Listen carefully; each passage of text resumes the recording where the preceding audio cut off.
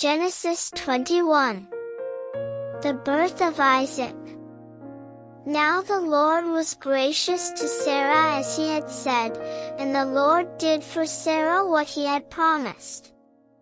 Sarah became pregnant and bore a son to Abraham in his old age, at the very time God had promised him. Abraham gave the name Isaac to the son Sarah bore him.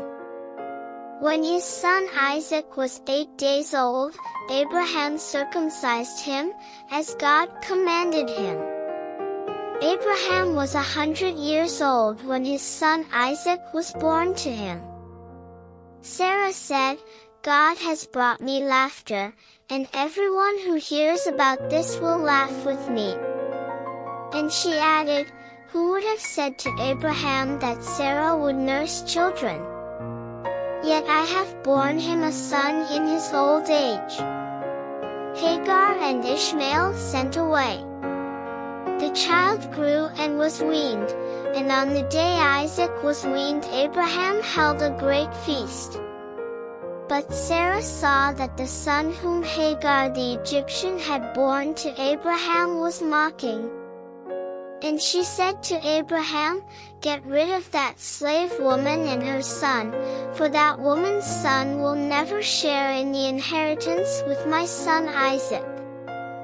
The matter distressed Abraham greatly because it concerned his son.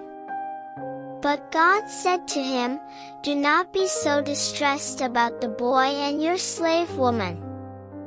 Listen to whatever Sarah tells you, because it is through Isaac that your offspring will be reckoned. I will make the son of the slave into a nation also, because he is your offspring." Early the next morning Abraham took some food and a skin of water and gave them to Hagar. He set them on her shoulders and then sent her off with the boy. She went on her way and wandered in the desert of Beersheba. When the water in the skin was gone, she put the boy under one of the bushes. Then she went off and sat down about a bowshot away, for she thought, "I cannot watch the boy die." And as she sat there, she began to sob.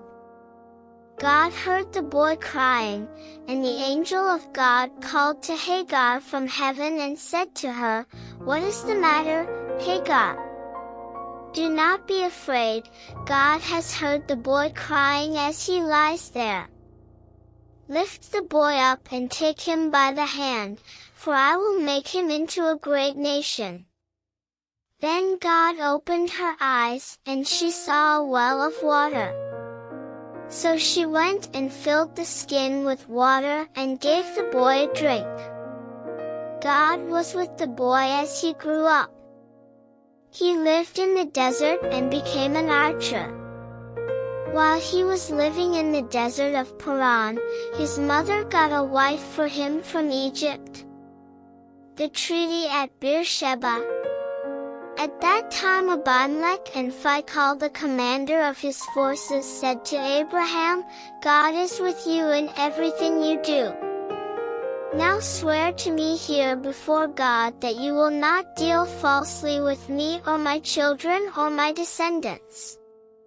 Show to me in the country where you now reside as a foreigner the same kindness I have shown to you." Abraham said, "I swear it."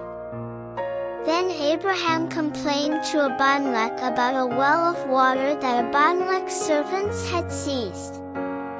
But Abimelech said, "I don't know who has done this. You did not tell me, and I heard about it only today." So Abraham brought sheep and cattle and gave them to Abimelech, and the two men made a treaty. Abraham set apart 7 ewe lambs from the flock. And Abimelech asked Abraham, "What is the meaning of these 7 ewe lambs you have set apart by themselves?" He replied, "Accept these 7 lambs from my hand as a witness that I dug this well." So that place was called Beersheba, because the two men swore an oath there. After the treaty had been made at Beersheba, Abimelech and Phicol the commander of his forces returned to the land of the Philistines.